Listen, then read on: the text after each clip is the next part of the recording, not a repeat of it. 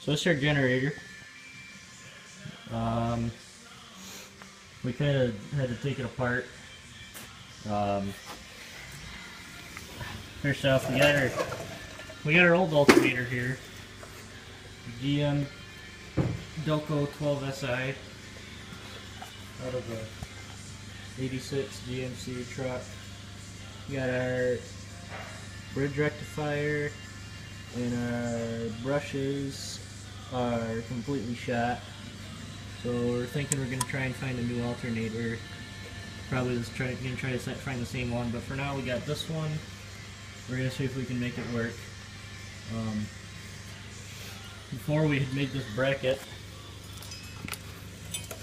we mounted to the side of the casing. Yeah, mounted to the alternator case. Oh boy, here you go. Kind of sort of a little bit like that. Like that. And we just took the factory Tension bar. Factory tensioner out of the truck, and we had her mounted over like that. With the new alternator.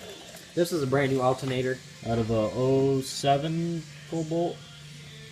Chevy Cobalt. Brand new. Brand new. Donated to the BOCES by the dealer. It was damaged off the lot. Never been used. Just trying to figure out now how we are going to mount up a tensioner, keep tension on the belt, and we're going to mount this solid and have a tensioner come off our bracket. Well, what if we mounted her like that, and then just made like a bracket to pivot on that, then these stick, then and these then are have sticking right out. Yeah, that's perfect. Then have something to go from here down over, in like a turnbuckle. You know what I'm saying? I don't know how well it'd pivot on that though, because that's pretty flat. Well, if these guys have any ideas, comment. Yeah. Let us know. Let's show you our wiring. We got the battery over here right now. We left something on and it had a draw on it. Explain it off of that, then they'll understand. Yeah, this is a little bit hard to. I gotta remember how to read it. Just show them the wiring. Just read the wiring plan, dude. Don't bother reading the actual writing. Yeah. We got our battery here, obviously, bat. And we got our ground, battery negative, and my uncle actually drew this. Battery negative. Well, battery negative goes over here and then straight to the ground. Okay, and we got a volt gauge. He's got it wired up different than we actually got it, but he's got the volt gauge going straight across to there with a switch. And you got a wire going from the number 2 port on the alternator off of that to the positive terminal on the alternator, and you got a 10 gauge wire going from the positive terminal down to the battery positive, and you got another one, battery positive through a switch, through a light bulb, into the number 1 port. The alternator has to be excited for it to produce. That's very important. That excites the field windings. Let me show you. That excites those field windings. That wire in there. Focus. There it is. Those field windings inside of there. That's actually what's bad on this. Is those brushes contact those. One of them was a positive, one's a negative, and that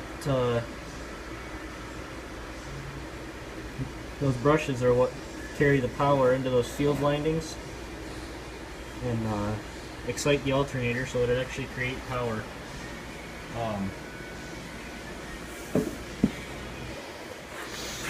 Let me show you here. This is our little control panel here. This switch is the switch in that diagram it turns those field windings on and off. This switch is important too because you don't want it to constantly be drawing power all the time through your field windings, or else it'll drain your battery down. And I just cut that hole out and got this light side. I don't even know what this is out of. Found it under the bench. Body Shop Life. Just found this under the bench. We have no money in this project. Literally. This is everything that we've just found. Either behind the shop, in the garage at home, whatever. At the Advanced Auto. Advanced Auto. We got actually the guys at Advanced Auto, great guys. We need that pulley right there. But they gave it to us for free, but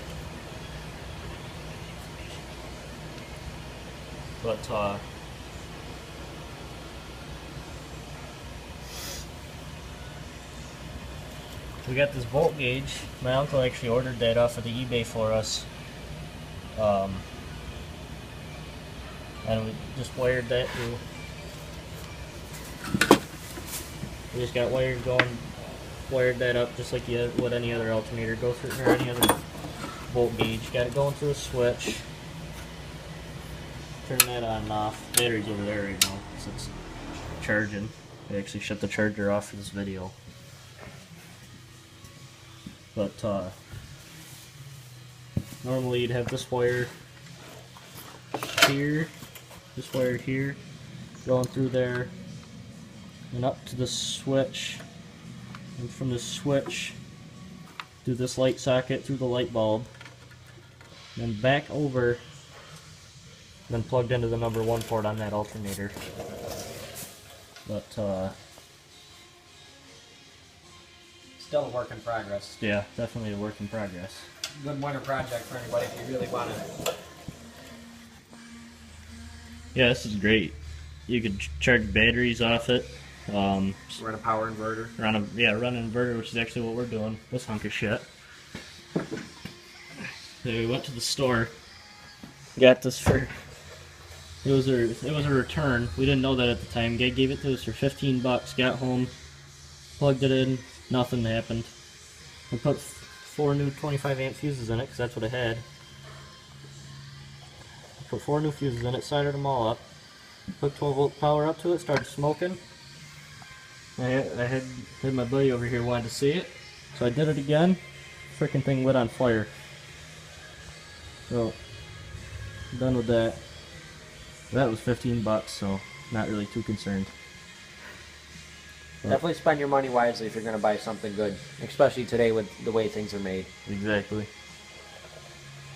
Some dirtbag went out, blew the thing up, brought it back, and they put it back on the shelf.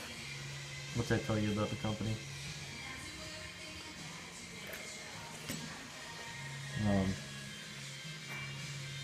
Battery was free.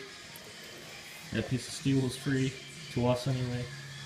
Engine was completely free off an old Arian snowblower, I think it was. Yep, Arian snowblower.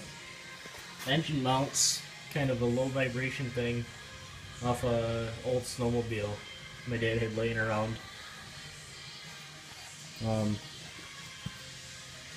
Gonna do something about this exhaust. It runs a bit close to that belt. What else is there? I don't want to miss anything. Well, if they got any ideas. Questions, comments, concerns, anything? Leave it in the comments. All ideas are welcomed.